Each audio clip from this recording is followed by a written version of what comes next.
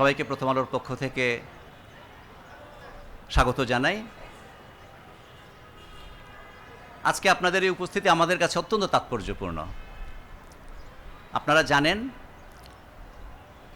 আপনারা যেই ভবনটির সামনে দাঁড়িয়ে আছেন, বসে আছেন, এই ভবনটি একটি পরিকল্পিত এবং সংগঠিত সন্ত্রাসী হামলা শিকার হয়েছিল গত বছরের 18 ডিসেম্বর, এবং সেই আক্রমণের মুখে প্রথম আলো অনলাইন এবং পত্রিকা কিছুক্ষণের জন্য রুদ্ধ হয়ে যায়। তারপর আমাদের সম্পাদক এবং আমাদের যারা সহকর্মী আছেন তাদের সক্রিয় সহযোগিতা এবং উদ্যমে আমরা 17 ঘন্টার মধ্যে অনলাইনে ফিরে আসি এবং আমাদের 19 তারিখ পত্রিকা একদিন বন্ধ হয়ে যাওয়ার পর 20 তারিখে একদিনের মধ্যে ফিরে আসি। এর আগে প্রথম আলো কখনো একদিনের জন্য বন্ধ হয়নি। কিন্তু আজকে আমরা এই পুরো ভবনের, এই পুড়ে যাওয়া ভবনের সামনে এসে বসেছি এই জন্য নয় যে আমরা শুধুমাত্র একটি বিধ্বস্ত ভবন দেখব। আমরা এর মধ্যে যাব, এর মধ্যে আমরা এই ভবনটি শিল্পী মাহবুবুর রহমানকে আমরা অনুরোধ করেছিলাম যে, কারণ এই পুড়ে যাওয়া ভবনের তো একটা প্রেক্ষাপট আছে বাংলাদেশে, বাক স্বাধীনতা, গণতন্ত্র, এগুলোর সঙ্গে খুব ওতপ্রোতভাবে জড়িত এক সংবাদ মাধ্যম থাকা, সংবাদ মাধ্যমের আঘাত আসা, এগুলো আমাদের যে চিরন্তন দ্বন্দ্ব আমাদের ইতিহাসের মধ্যে ভালো এবং মন্দের, মুক্তির এবং বদ্ধতার, তার একটা প্রতীক হিসেবে যদি ঘটনাটাকে ধরি, শিল্পী মাহবুবুর রহমান এই ভবনটিকে রূপান্তরিত করেছেন তার শিল্পকর্ম দিয়ে, শিল্পকল্পনা দিয়ে, যেখানে পুনরুজ্জীবন মুখ্য, যেখানে ধ্বংস মুখ্য নয়, যা সাহসের কথা বলে, যা নিজের কাছে ফিরে আসার কথা বলে, প্রশ্ন করতে শেখায়। শিল্পকলার একটা অনন্য শক্তি আছে, আপনারা জানেন। শিল্পকলা কেবল দেখায় না, সে কিছু বলে, আমাদের মধ্যে ভালোবাসা জাগায়, আমাদের মধ্যে অস্বস্তি জাগায়, আমাদের মধ্যে সংলাপের উদ্ভাস জাগায়। আপনারা এই ভবনটি দেখবেন, আপনারা যখন ফিরে যাবেন আমরা বলবো যে, যেটা বলছিলাম, এই ভবন শুধুমাত্র একটা ধ্বংসস্তূপ নয়, এই ভবন কতগুলো মূল্যবোধেরও প্রতীক। এই শিল্পকর্মের মধ্য দিয়ে যেটা উঠে এসছে, যে মূল্যবোধের মধ্যে আছে মুক্তি, আছে বৈচিত্র্য, আছে সম্প্রীতি, কথা বলার এবং প্রশ্ন তোলার অধিকার। আমরা অনুষ্ঠানটা শুরু করছি। প্রথমে আমি অনুরোধ করব শিল্পী মাহবুবুর রহমানকে, যিনি এই ভবনের মধ্যে এই যে দগ্ধীভূত উপাদান তাকে রেখে তার মধ্য দিয়ে আমাদেরকে চিন্তা করতে উদ্বুদ্ধ করেছেন, যার মধ্য দিয়ে আমাদের নিজেদের কাছে ফিরে আসতে, নিজেদেরকে খতিয়ে দেখতে, আমাদের পটভূমি, ইতিহাসের পটভূমি, রাজনীতির পটভূমি, সামাজিক পটভূমি দেখতে উদ্বুদ্ধ করেছেন, আমাদেরকে উস্কে দিয়েছেন। সেই মাহবুবুর রহমানকে, শিল্পী মাহবুবুর রহমানকে অনুরোধ করছি কিছু বলার জন্য। মাহবুবুর রহমান।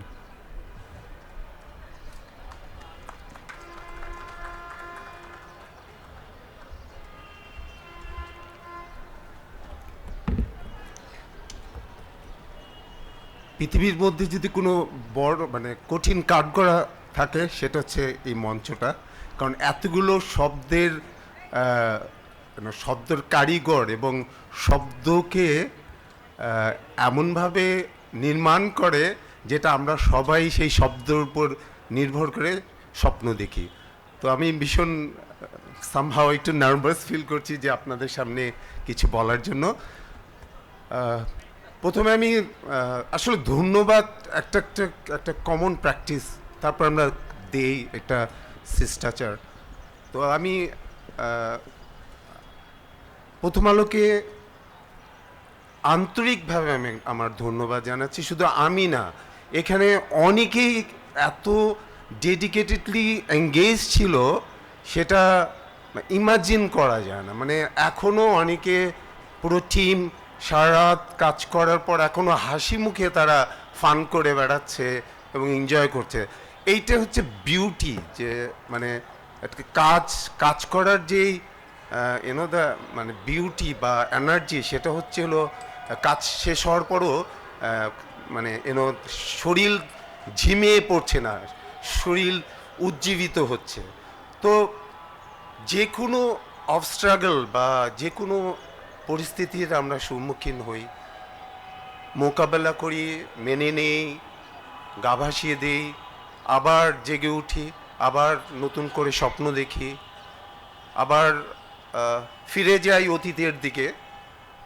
কারণ আমাদের ওই মেমোরি বা নস্টালজিক ব্যাপারটাই আমাদেরকে উজ্জীবিত করে সামনের অজানা সময়টাকে উপলব্ধি করার জন্য।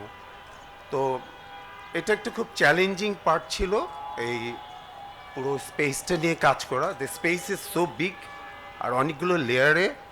আর এটা তো একটা নন ফাংশনাল একটা অফিস ছিল, যেটা মানে বার্ন ডাউনের পড়ে যাওয়ার পর তার একটা মানে কি বলা যায়, একটা ফ্ল্যাট ভিজুয়াল লুক তৈরি হয়েছে, যেখানে আপনি গেলে শুধু আপনি আপনি যে ওখানে আছেন সেটাই বোঝা যায়, আর কোনো এক্সিস্টেন্সই বোঝা যায় না, এত ডার্ক। আর ব্ল্যাকের উপরে এত ব্ল্যাকের লেয়ার, আমার মনে হয় না আমি কখনো দেখেছি ব্ল্যাকের এত লেয়ার।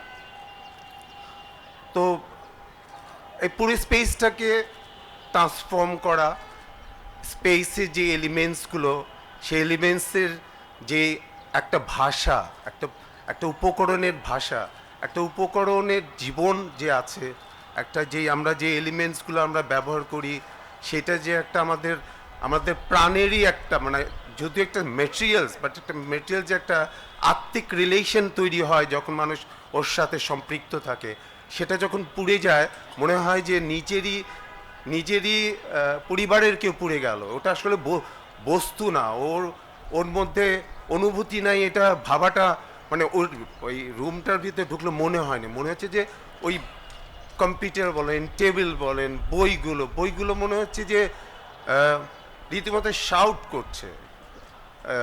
সো প্রতিটা বস্তুর আমার কাছে একটা জীবন মনে হচ্ছিল।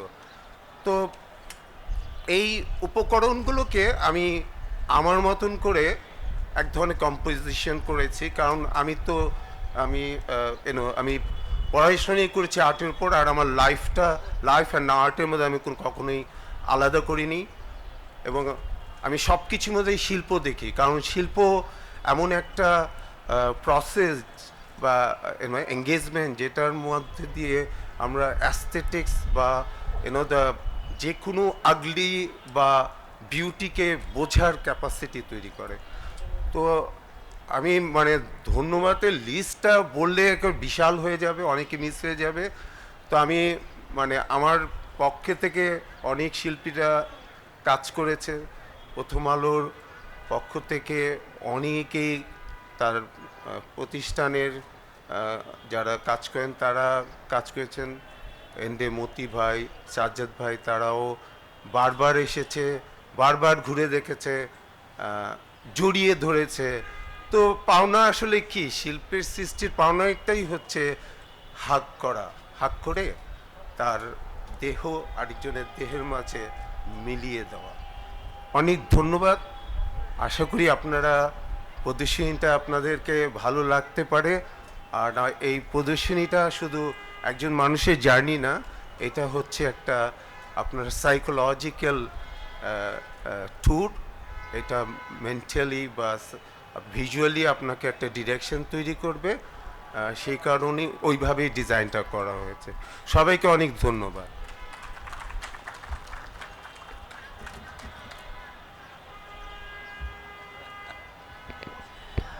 মাহবুবুর রহমানকে অসংখ্য ধন্যবাদ। এটা সত্য, মানে মাহবুবুর রহমান দেশে বিদেশে বিখ্যাত, ভেনিস বিয়েনাল এবং অন্যান্য জায়গায় তিনি কাজ করেন। এত বড় স্পেস, সত্যি সাইট স্পেসিফিক কাজ হিসেবে যদি বলি, গ্লোবালি মানে বিশ্বায়িত, মানে বিশ্বেও এরকম একটা বিরল কাজ, যেখানে একটা ঘটনা ঘটেছে, যে ঘটনার একটা রাষ্ট্রীয় একটা মূল্য আছে, রাজনৈতিক মূল্য আছে, সেখানে এসে ইন্টারভেন করা, এত বড় স্পেসের মধ্যে কাজ করা খুব দুরূহ ছিল, এবং তিনি 20 দিনের মধ্যে মাত্র করেছেন। তাকে ধন্যবাদ জানাই। আমি এখন অনুরোধ করি বাংলাদেশ সম্পাদক পরিষদের সাধারণ সম্পাদক এবং বণিক বার্তার সম্পাদক দেওয়ান হানিফ মাহমুদকে কিছু বলার জন্য। হানিফ।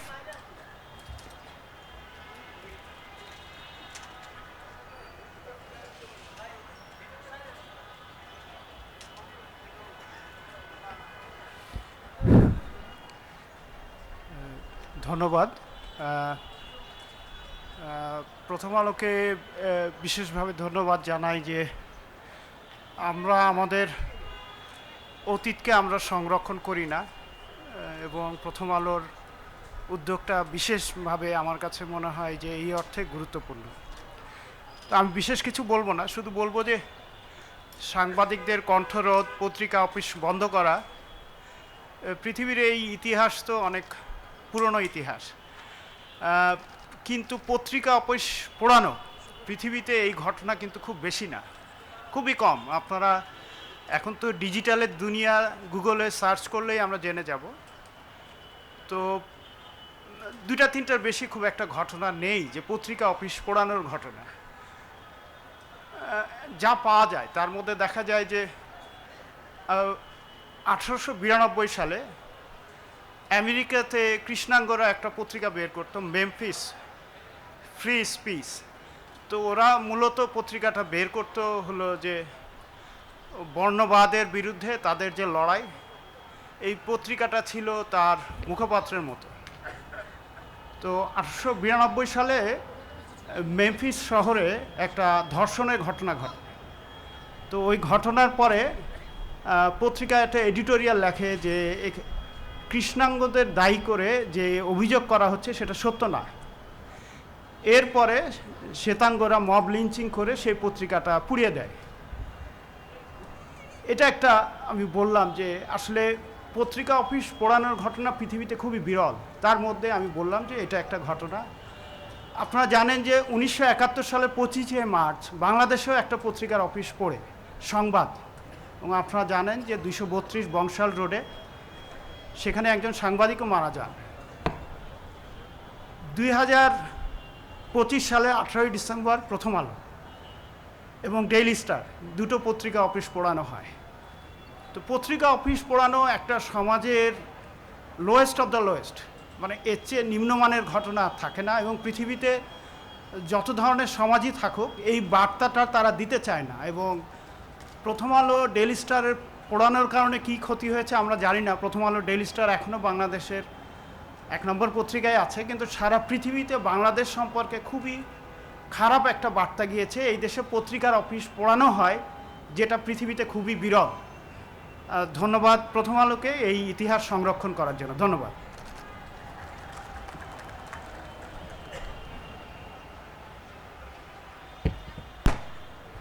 ধন্যবাদ দেওয়ান হানিফ মাহমুদকে।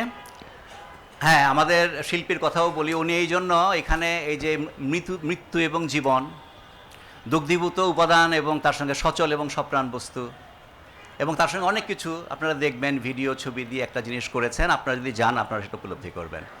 এবং সংলাপ কেন জরুরি, প্রশ্ন তোলা কেন জরুরি, এবং এটা কেন মানুষের অন্তর্নিহিত অধিকার, সেটাও নিশ্চয়ই তিনি আপনারা উপলব্ধি করবেন এখান থেকে। আমি এখন অনুরোধ করি বাংলাদেশ প্রেস ক্লাবের সভাপতি কবি হাসান হাফিজকে, জাতীয় প্রেস ক্লাবের সভাপতি, আসেন হাসান ভাই।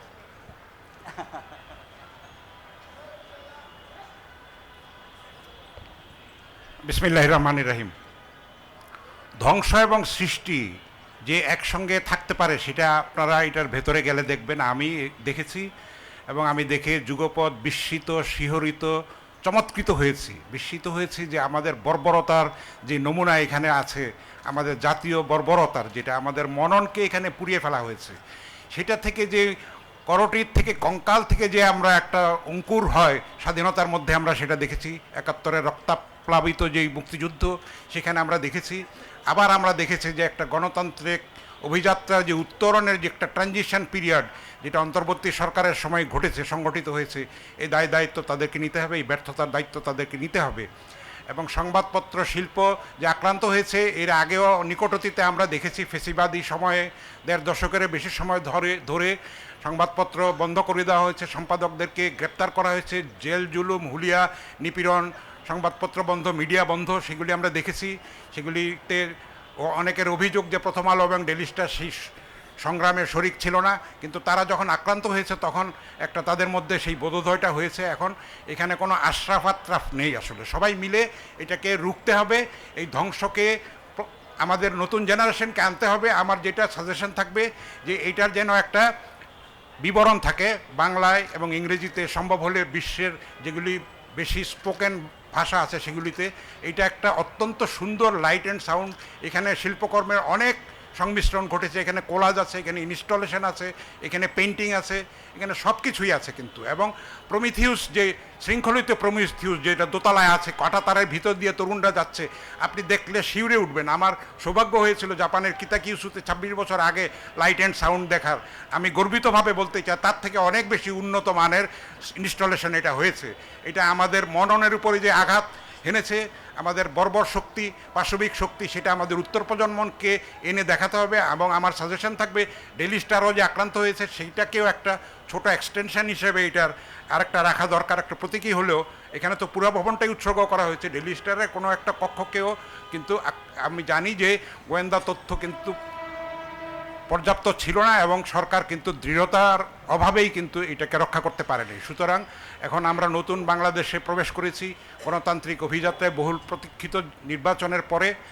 এই 24 ঘন্টা হয় নাই নতুন সরকার দায়িত্ব নিয়েছে। আমাদের প্রত্যাশা থাকবে তারা যেন আমাদের মুক্ত চিন্তার প্রতিফলনের ব্যাপারে তারা তাদের সমস্ত নিবেদিত থাকেন, তাদের অঙ্গীকার যেন থাকে, এবং একটা ভাইব্রান্ট সমাজ গঠনের জন্য, গণতন্ত্রের সৌন্দর্য বিকশিত হওয়ার জন্য, একটা গণতান্ত্রিক সমাজ প্রতিষ্ঠার জন্য, সহিষ্ণুতার সংস্কৃতি প্রতিষ্ঠার জন্য কিন্তু সংবাদপত্রকে মুক্তভাবে কাজ করতে দিতে হবে। সেই অঙ্গীকার আমরা তাদের কাছে প্রত্যাশা করব। শিল্পীকে অনেক ধন্যবাদ, আমি তাকে অনেক আগে থেকেই চিনি। দৈনিক বাংলায় আমি যখন কাজ করেছি, জাতীয় পুরস্কারপ্রাপ্ত, তার স্ত্রীও কিন্তু অত্যন্ত নামী শিল্পী। সেটা আপনারা দেখলে বুঝবেন যে এইখানে সবুজের যেই সমাহার এবং পোড়া স্তূপ, আমি নিজেও ব্যক্তিগতভাবে দগ্ধ, কারণ আমি এইখান থেকে প্রথমা থেকে অনেক বই কিনেছি, আমি নিজেও প্রথমার একজন লেখক, সুতরাং ব্যক্তিগতভাবে আমিও দগ্ধ।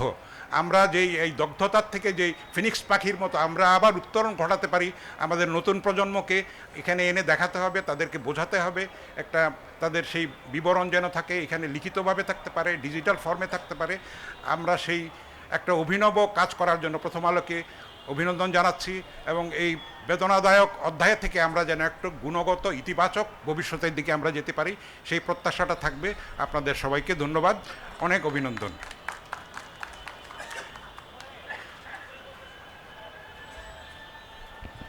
হাসান হাফিজকে ধন্যবাদ। তার কথার পরিপ্রেক্ষিতে এটুকু বলতে চাই, এটা যে আপনাদের জানানোর জন্য যে আমাদের এখানে ব্রোশিওর আছে, যে ব্রোশিওরের মধ্যে শিল্পীর একটা বিবরণ আছে এবং আমাদেরও কিছু কথা আছে, এবং আমরা এটাকে একটা ভার্চুয়াল ট্যুর করবো, কারণ এটা তো আর এটা তো চিরকাল রাখা যাবে না।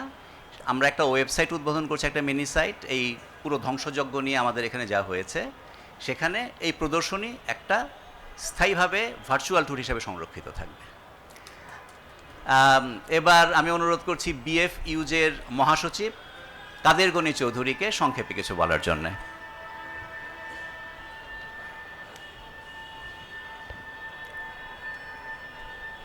সম্মানিত সাংবাদিক সহকর্মীবৃন্দ, সুধীবৃন্দ, আসসালামু আলাইকুম। আজকে আমরা এখানে একটা কঙ্কাল দেখতে পাচ্ছি, গণমাধ্যমের কঙ্কাল। এই কঙ্কাল বিশ্বে খুব একটা নেই। ডেইলি স্টারকে কঙ্কাল বানিয়ে ফেলা হয়েছে, প্রথম আলোকে কঙ্কাল বানিয়ে ফেলা হয়েছে, কিন্তু আমরা আরও একটি জিনিস দেখলাম যে কঙ্কালেরও প্রাণ থাকে। ডেইলি স্টার প্রথম আলো নামে যে কঙ্কালটি তৈরি করেছে সেখানে প্রাণ আমরা দেখতে পেরেছি। বিশেষ করে প্রথম আলো ডেইলি স্টারের ঐকান্তিক প্রচেষ্টা, প্রত্যেকের সহযোগিতায় আমরা কঙ্কালেও প্রাণ দেখতে পেয়েছি। এই প্রাণটা আমরা দেখতে চাই। যেভাবে ডেইলি স্টার প্রথম আলোতে আমরা কঙ্কালের মধ্যে প্রাণ দেখেছি, এভাবে আমরা প্রাণ দেখতে চাই। সেই জন্য প্রয়োজন আমাদের ঐক্যের, সেই জন্য প্রয়োজন আমাদের চেতনার। সেই চেতনাটা যেন আমরা ধারণ করি। আচ্ছা, কঙ্কাল বানিয়েছে যারা, তারা হয়তো জানে না, গণমাধ্যম ছাড়া সমাজ এবং রাষ্ট্র অন্ধকারাচ্ছন্ন থাকে, অন্ধকারে নিমজ্জিত হয়। এই কথাটি হয়তো তাদের জানা নেই। এক্ষেত্রে আমি যে জিনিসটি বলবো, গণমাধ্যমের যদি আমরা স্বাধীনতা চাই, তার জন্য সবার আগে প্রয়োজন গণতন্ত্রের। কারণ গণতন্ত্র ছাড়া গণমাধ্যমের স্বাধীনতা আশা করা যায় না। কিন্তু আমরা তো মাঝে মাঝে ফেসিবাদকেই ধারণ করি। কোনো কোনো গণমাধ্যম আমরা তো ফেসিবাদকে আমন্ত্রণ জানাই, ফেসিবাদকে বুকে ধরে নিই। এই জিনিসটা আমাদেরকে দেখতে হবে। আজকে আমরা ধারণ করছি, ক্ষতিগ্রস্ত হচ্ছি না, কালকে তো হব। এই জায়গা থেকে যেন আমরা একটা শিক্ষা নেই। সবশেষ যেটুকু বলবো, প্রথম আলো এবং ডেইলি স্টারের সে কঙ্কাল থেকে যেভাবে আমরা জেগে উঠেছি, যেভাবে আমরা প্রাণ ফিরিয়ে এনেছি, এখান থেকেই আমরা শিক্ষা নিয়ে আগামীতে আমরা যেন আমাদের গণমাধ্যমের উপর কোনো আঘাত না আসে, সেভাবে আমাদের বিবেককে জাগ্রত করব। আমরা ঐক্যবদ্ধ থাকব, আমরা সাদাকে সাদা, কালোকে কালো বলবো। এই চেতনাটি যদি আমাদের মধ্যে রাখে, ইনশাল্লাহ আমরা বিপদগ্রস্ত হব না। ডেইলি স্টার, প্রথম আলোর মতো আর কারো পর আঘাত আনার দুর্বৃত্তরা সাহস পাবে না। এই প্রত্যাশা রেখেই শেষ করছি। আপনাদের সবাইকে অগণন ধন্যবাদ।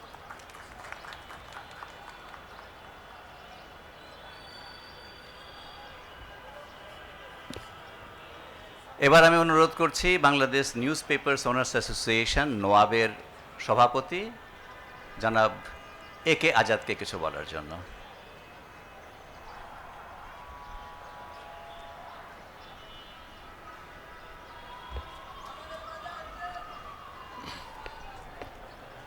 আমি ধন্যবাদ জানাই প্রথম আলোর সম্পাদক জনাব মতিউর রহমান এবং শিল্পী মাহবুবুর রহমান সহ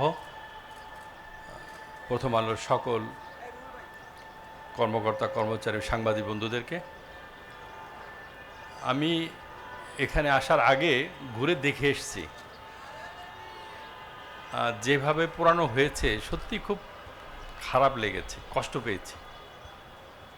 আর শিল্পীর ওই ক্রলিংটা আমার খুব ভালো লেগেছে, যে কিভাবে পালিয়ে যাচ্ছে, জিনিসটা খুবই অদ্ভুত হয়েছে। তো যেভাবে পোড়ানো হয়েছে, পুড়িয়ে কিন্তু প্রথম আলোকে শেষ করা যায়নি, কারণ বিজ্ঞানের চেরাতে সত্য কোনো কিছু ধ্বংস হয় না, রূপান্তর হয়। শক্তির কখনো বিনাশ নাই, শক্তি রূপান্তর হয়। এবং শিল্পী সেটি দেখিয়েছেন, পোড়ার মধ্যে দিয়ে আবার নতুন গাছ জন্ম নিয়েছে। আমি সময় বেশি নেব না, একটা এক্সাম্পল দেই। সক্রেটিসকে যখন সমস্ত তৎকালীন সম্রাটের সভাসদবৃন্দ সিদ্ধান্ত নিল তাকে হেমলকের বিষ পান করে তাকে হত্যা করা হবে, এবং 1 মাস সময় দেওয়া হলো যে 1 মাস সে কারাগারে থাকবে, তারপরে সেটা তার মৃত্যুটাকে নিশ্চিত করা হবে। কারারক্ষীরা তার প্রতি এত শ্রদ্ধাশীল ছিল, তারা তাকে প্রস্তাব দিল যে আমরা আপনাকে সুযোগ করে দিচ্ছি, আপনি পালিয়ে যান। সক্রেটিস সেদিন পালিয়ে যায়নি। আর সেদিন যদি পালিয়ে যেতেন, তাহলে আজকেও মানুষের মধ্যে সক্রেটিস হয়ে বেঁচে থাকতেন না। প্রথম আলোর উপরে, ডেইলি স্টার উপরে অনেক আঘাত এসছে, কিন্তু ওনারা কিন্তু পালিয়ে যাননি। মাহফুজ ভাই নামে 60-65টা মামলা 64টা জেলায় জামিন নিয়েছেন। মতি ভাইয়ের নামে মার্ডার কেস মামলা হয়েছে, ফেস করেছেন। আমার উপরে যখন বিভিন্ন এরকম অভিযোগ আসছে, ওনাদের কাছে বুদ্ধির জন্য আসতাম, সবসময় ওরা আমাকে একটা জিনিস উপদেশ দিতেন, যে সবসময় ফেস করবেন, পালাবেন না। যাই হোক, আমি যখন পত্রিকা সমকাল বের করার চিন্তা করি, তখন আমার ইচ্ছে ছিল যে আমি প্রথম আলোর চেয়ে একটা ভালো পত্রিকা বের করব, এর চেয়ে বেটার। তো আমি আমার এডিটর নিয়ে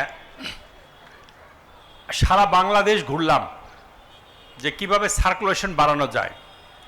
আমি যেখানে গিয়েছি সেখানে আমি পেয়েছি যে এই বেঞ্চে 7 দিন আগে মতি ভাই বসে চা খেয়ে গেছে। চট্টগ্রামের সেই ওনার কথা মনে নাই, উনি বেঁচে নাই। হ্যাঁ, মনির ভাই, ইসাক সাহেব, মালিক সাহেব, তো যাই হোক, আমি অনেক জেলায় গিয়েছি যে আমি প্রথম আলোকে ডিফিট দিব, কিন্তু আমি পারিনি। কেন পারিনি? আমার যারা এডিটর ছিলেন নিঃসন্দেহে তারা অত্যন্ত যোগ্য, কিন্তু লিডার, একটা লিডারের তার ভিশন থাকতে হবে যে কোনো প্রতিষ্ঠান গড়তে হলে, এবং তার যে রাইট হ্যান্ড লেফট হ্যান্ড, তার যে কি বলে এটাকে টিম, সেই টিম যদি ওই রকম না হয় তাহলে সে গন্তব্যে পৌঁছানো যায় নাই। মতি ভাই, মাহফুজ ভাই, আমি তাদের কাছে দুজনের প্রতি শ্রদ্ধা জানাই। এডিটর হিসেবে বাংলাদেশে সংবাদপত্রকে যেখানে নেওয়ার দরকার ওনারা অনেকটাই নিয়েছেন, এখনও সম্পূর্ণ করতে পারেননি। আমার বিশ্বাস আগামী দিনে সেই জায়গায় তারা নিয়ে যাবেন। আমরা তাদেরকে নিয়ে গর্ব করি। দুটো পত্রিকাই আমার প্রিয়, আমি পড়ি, আর প্রত্যেকটা জিনিসই আমি খুঁটিয়ে খুঁটিয়ে পড়ার চেষ্টা করি। একটা কম্প্রিহেন্সিভ পত্রিকা। এই কারণেই আঘাত এটাই শেষ না, সামনে আরও আঘাত আসবে। আমি সাংবাদিক নেতৃবৃন্দ যে বক্তব্য দিলেন, আমি আপনাদের সাথে সত্যি একমত।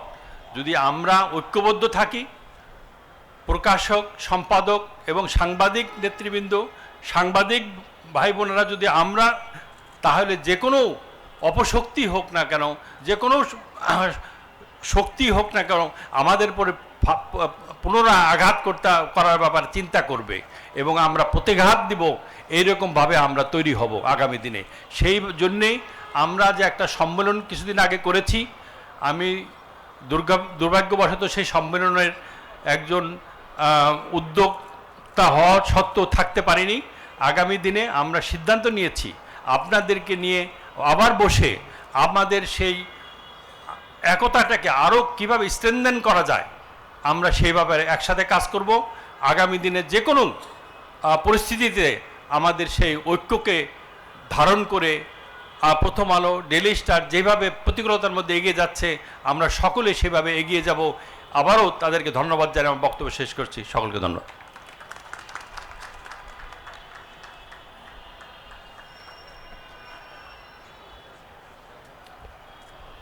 ধন্যবাদ জনাব এ কে আজাদকে।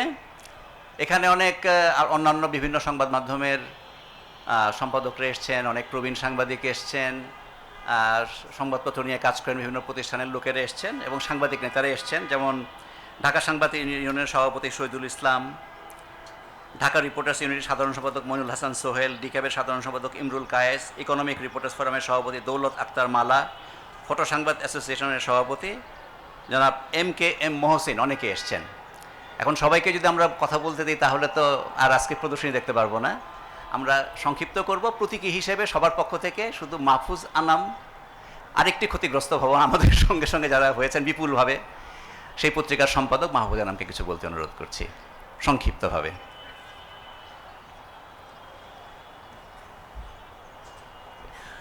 প্রথম কথা, আমি প্রথম আলোর সমস্ত সাংবাদিক কর্মীদের এবং ডেইলি স্টারের কর্মীদেরকে একটা গভীর আন্তরিক অভিনন্দন জানাই। কেননা আপনারা মনে রাখবেন 24 ঘন্টার মধ্যে এই দুইটা কাগজ কিন্তু আবার পাঠকদের কাছে চলে গেছে। এটা কোনোভাবেই সম্ভব হতো না যদি সাংবাদিকরা, প্রথম আলোর সাংবাদিকরা, কর্মীরা এত একনিষ্ঠ না হতেন। দি স্পিরিট ইজ আনবিলিভেবল। আমার অফিসে 27 জন ছাদে বন্দি, মানে আটকা পড়েছিল, নিঃশ্বাস নিতে পারছিল না ধোঁয়ার জন্যে। এরা পরের দিন, আমি 11টার সময় অফিসে আসছি, এসে আমাকে সবাই বলছে, মাহফুজ ভাই আমরা কাগজ বের করবো। আমি বললাম যে তো সব কিছু পুড়ে গেছে, বলে আমরা বাসা থেকে বার করবো। তো this is a symbol of devotion to journalism and courage. তো আমি সবাইকে, প্রথম আলোর সমস্ত কর্মীকে এবং ডেইলি স্টার কর্মীকে আমি আন্তরিক ধন্যবাদ জানাই। দ্বিতীয় পয়েন্ট হচ্ছে যে আপনারা মেহরবানি করে এই দুইটা কাগজের আগুনে পুরানোর চেষ্টাকে, এই দুইটা কাগজের সমস্যা ভাববেন না। এটা হচ্ছে মুক্ত চিন্তার পিছনে আগুন দেওয়া, স্বাধীনতার বিরুদ্ধে আগুন দেওয়া, স্বাধীন সাংবাদিকতার বিরুদ্ধে আগুন, এবং জাতিগতভাবে চিন্তার যে শক্তি, চিন্তার যে স্বাধীনতা আমাদের দরকার, সেটার উপরে এটা আগুন আছে। তৃতীয় কথা, যে আমি এই সরকার, নতুন সরকারের কাছে আবেদন করব এইটা নিয়ে যেন তারা যথেষ্ট ইনভেস্টিগেট করেন, এবং কারা এটার সামনে ছিল, পেছনে ছিল। বিকজ এই ঘটনাটা খুব করে যে আকস্মিকভাবে হয়েছে তা না। আমি যদি সত্যিকার অর্থে আইন শৃঙ্খলার পুনঃপ্রতিষ্ঠা চাই, তাহলে আমি অনুরোধ করব এই নতুন সরকারকে যে আপনারা যেন নির্বিঘ্নে ইনভেস্টিগেট করেন, এবং কারা এটাকে উস্কানো দিয়েছে, কারা এটাকে বাস্তবায়ন করেছে, তাদের যেন আমরা জনসম্মুখে তুলে ধরতে পারি। ধন্যবাদ।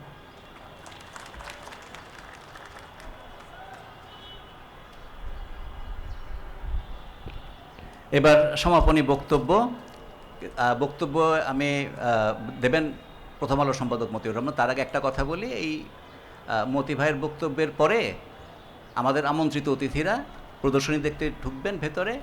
আমি আমার যারা সহকর্মী আছেন তাদেরকে অনুরোধ করব, যেহেতু ভিতরে সংকুলান কম হবে স্থানের, ফলে অতিথিরা যেন আজকে দেখেন। আজকে আমরা নিজেদেরকে নিবৃত্ত রাখবো এই সময়টায়, পরে আমরা আবার ঢুকবো যখন এই সময়টা পার হয়ে যাবে। মতিউর রহমানকে অনুরোধ করছি কথা বলার জন্য।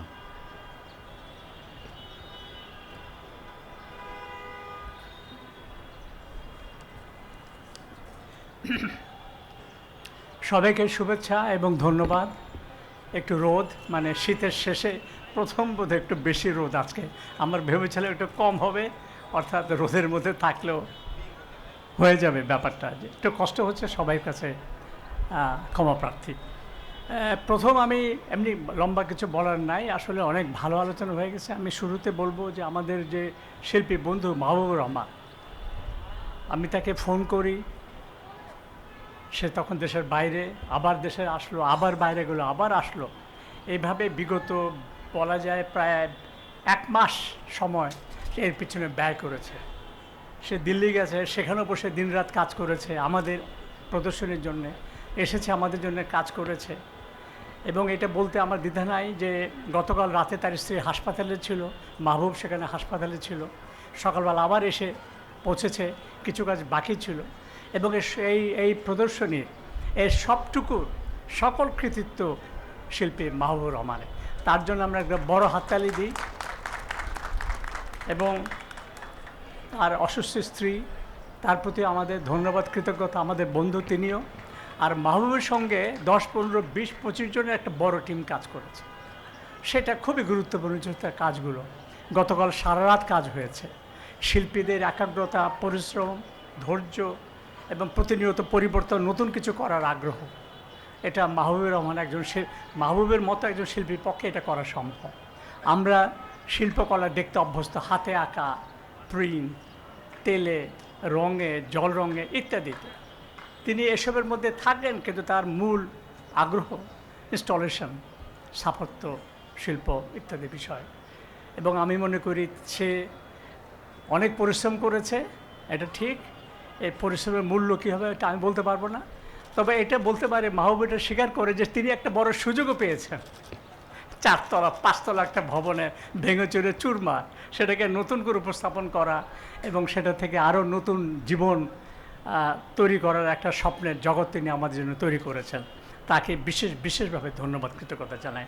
আর আমি আবারও আজকে বলি যে আমাদের অনুষ্ঠানে যারা এসছেন, বিশেষ করে বিএফইউর সাধারণ সম্পাদক, বলবো যে নবাবের সভাপতি, সম্পাদক পরিষদের সাধারণ সম্পাদক, এছাড়াও প্রেস ক্লাবের জাতীয় প্রেস ক্লাবের সভাপতি, এর বাইরেও আমি জানি যে আমাদের ফটোগ্রাফি অ্যাসোসিয়েশনের সভাপতি এবং অন্যরা, এবং ডিআরউর যে নেতৃবৃন্দ, এবং অর্থনীতি সাংবাদিক সমিতি বা আরও যারা এসছেন, সবার প্রতি আমাদের কৃতজ্ঞতা এবং ধন্যবাদ। এটা বিশেষ করে উল্লেখ করা প্রয়োজন। বিগত 16 বছর, বিগত 20, 25, 30 বছর সাংবাদিকদের মধ্যে একটা তথাকথিত বিভক্তি ছিল। সে বিভক্তি আমরা চাই না আগামীতে থাকুক, সে বিভক্তির অবসান হোক, সেটা আমরা চাই। আর আজকে কবি হাসান হাফিজ যে কথাটা আবারও বলে গেছে, সেটা আমাদের জন্য এটা গ্রহণযোগ্য। এটা আমি গ্রহণ করে তার কথাটা উত্থাপন করব। বলবো যে আত্মসমালোচনা করেই বলবো যে অতীতের মতো না, ভবিষ্যতে সংবাদপত্র, সাংবাদিক সমাজ বা যে কোনো সাংবাদিকতার সঙ্গে যুক্ত গোষ্ঠী, ব্যক্তি, তাদের যে কোনো হামলা, আক্রমণ, বিপদ আপদের সময় তিনি যে কোনো দলেরই, যে কোনো মনেরই বা যে কোনো চিন্তারই হন না কেন, তাদের পাশে আমরা থাকব, সবাই মিলে এক মাসে থাকব। আর এইভাবেই আমাদের আগামীতে চলতে হবে। সেখানে আমি নবাবের পক্ষ থেকে, সম্পাদক পরিষদের পক্ষ থেকে বলতে পারি যে নবাব সম্পাদক পরিষদ এক্ষেত্রে আরও উদার, আরও মুক্ত, আরও ঐক্যবদ্ধভাবে এই ধারাতে আমরা আগামীতে চলব। এ হলো দ্বিতীয় বিষয়। তৃতীয়, আসলে আর যারা এসছেন তাদেরকে আমি ধন্যবাদ জানাই। আর প্রথম আলোর সাংবাদিকতা, প্রথম আলোর কার্যক্রম এ নিয়ে আপনারা অনেকেই বলেছেন। আমাদের শুধু এইটুকু একটা কথা আমরা বলি, অনেক চিন্তা ভাবনা করে গত 2 বছর ধরে আমরা বলছি সত্য তথ্য, এটাই গুরুত্ব। আবার বলেছি সত্যই সাহস। অর্থাৎ তথ্য যদি সঠিক থাকে, সত্য হয়, তাহলে কিন্তু আমরা অনেকটা বিপদ থেকে মুক্ত হতে পারি। বিগত সরকার আমলেও আমাদের তথ্য, আমাদের সত্য তথ্য নিয়ে কোনো সরকার, কোনো প্রতিষ্ঠান প্রশ্ন তুলতে পারেনি। আর এবারও আমরা এটা বললাম, সত্যই সাহস। আমরা যদি সত্য প্রকাশ করি, আমরা যদি সত্যভাবে উপস্থাপন করি, তাহলে তার ভেতরে আমাদের একটা শক্তির উদ্ভব হয়, একটা শক্তি দ্বারা পরিচালিত হয়। সেটা খুবই গুরুত্বপূর্ণ সাংবাদিকদের জন্য, সংবাদপত্রের জন্য। সেটা যেন আমরা চর্চা করি, তাহলে অতীতের মতো আগামীতে নানা বিপদ, নানা সংকটকালে আমরা আরও ভালোভাবে আমাদের কাজগুলি করতে পারবো। আর প্রথমের উপর আঘাত এসছে, দেশের উপরে এসছে অতীতে, এটা আমরা জানি যে নয়া দিগন্ত, আমরা জানি সংগ্রাম, আমরা জানি যায় দিন, আমরা জানি আমার দেশ, পত্রিকাগুলোর ওপরে এবং তাদের সম্পাদকদের উপরে আক্রমণ, হামলা, গ্রেফতার, অত্যাচার, নির্যাতন ইত্যাদি চলেছে। তখন আমরা এগুলি নিন্দা করেছিলাম, কেউ খুদ বের করতে পারেন, কিন্তু আমাদের সম্পাদক পরিষদ, আমাদের নবাব, আমরা বিবৃতি দিয়েছি যৌথভাবে, আমরা সম্পাদকও লিখেছি, সংবাদ করেছি, ইত্যাদি করেছি। এটা আমি প্রকাশ্য এই ক্ষেত্রে আমরা আমাদেরকে ডিফেন্ড করতে পারি। আগামীতে এগুলি আমাদের আরও সচেতনভাবে করব এবং মনে রেখে করব, দায়িত্ব থেকে করব, এর থেকে আমরা পিছাবো না। আর প্রথম আলোর জন্যে আপনারা যারা এখানে এসছেন, যারা আসেন, যারা কথা বলেন, যারা শুরু থেকে প্রত্যেকে বিবৃতি দিয়েছেন, মানববন্ধন করেছেন, ঢাকার বাইরে নানা জেলাতে, প্রত্যেকের প্রতি আমরা কৃতজ্ঞতা। এবং আমাদের যে ভিডিও, আমাদের যে ডকুমেন্টেশন, আমাদের যে ভার্চুয়াল, আমাদের যে মাইক্রো সাইট, প্রত্যেকটাতে এই তথ্যগুলি থাকবে, তাদের প্রতি আমাদের স্বীকৃতি থাকবে, তাদের প্রতি আমাদের সম্মান আমরা প্রদর্শন করব। এই সাইটটা শুধু প্রথম আলো কেন্দ্রিক না, অর্থাৎ এই সংক্রান্ত যত বিষয় হয়েছে সবগুলিকে আমরা একবারে না হলে ধীরে ধীরে এটার মধ্যে নিয়ে আসবো, যাতে এটার একটা রেকর্ড হয় সবার জন্য, আমাদের যেন আমরা এটা কাজে লাগে। আর প্রথম আলো অতীতে আমরা সবই ভালো করেছি, এটা আমরা দাবি করার কিছু নাই। আগামীতে যে সব কিছু আমরা ভালো করব, শুদ্ধ করব, এমন নাও হতে পারে, তো আমাদের চেষ্টা থাকবে, আমাদের চিন্তা থাকবে, আমরা সাহস করে আমাদের কাজগুলি আমরা করব। তো আমরা অতীতের যে কোনো সময় চেয়ে আমরা এখন অধিক সচেতন, আমাদের নিজেদের সাংবাদিকতা নিয়ে, আমাদের নিজেদের কাজ নিয়ে, আমাদের লেখালেখি নিয়ে, আমাদের প্রকাশনা নিয়ে। এবং আমি বলবো যে এইভাবে আপনারা সবাই মিলে সংবাদপত্র জগতে একটা নতুন ধারা তৈরি করব। সেটা ঐক্যের, সমঝোতার এবং মিলেমিশে একত্র ঐক্যবদ্ধভাবে চলার পরিবেশ তৈরি করার চেষ্টা করব।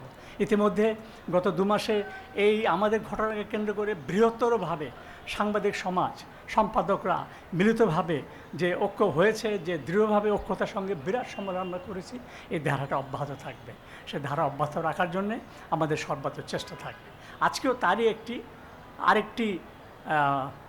আরেকটি চেষ্টা বা উদ্যোগ বলবো আমরা। তো সেজন্য আমি আবারও একে আজাদ, দেওয়ান মোহাম্মদ হানিফ, আমাদের কবি শাহ হাসান হাফিজ, আমাদের কাদের ভাই এবং আমাদের ফটোগ্রাফার অ্যাসোসিয়েশন মহসিন ভাই পুরনো এবং অন্য সবাইকে আমি শুভেচ্ছা, ধন্যবাদ জানাই। আর আমাদের এক্সিবিশনটা আপনি দেখেন, অতিথিরা আজকে দেখুন, আমাদের এটা আগামী 28শে ফেব্রুয়ারি পর্যন্ত খোলা থাকবে, সকাল 11টা থেকে 1টা, বিকাল 3টা থেকে 5টা। এটা থাকবে, অব্যাহত থাকবে। এর মধ্যে আরও কিছু কিছু পরিকল্পনা আমাদের আছে, চলতে থাকবে। তো শেষ করি, সবাইকে ধন্যবাদ, সবার প্রতি কৃতজ্ঞতা, এবং আপনারা ভালো থাকেন। আমরা আগামীতে একসাথে চলবো, একসাথে এগোবো। যে কোনো বাধা বিপত্তিতে আমরা দৃঢ়ভাবে, ঐক্যবদ্ধভাবে প্রতিহত করব। সবার প্রতি শুভেচ্ছা, ধন্যবাদ, কৃতজ্ঞতা।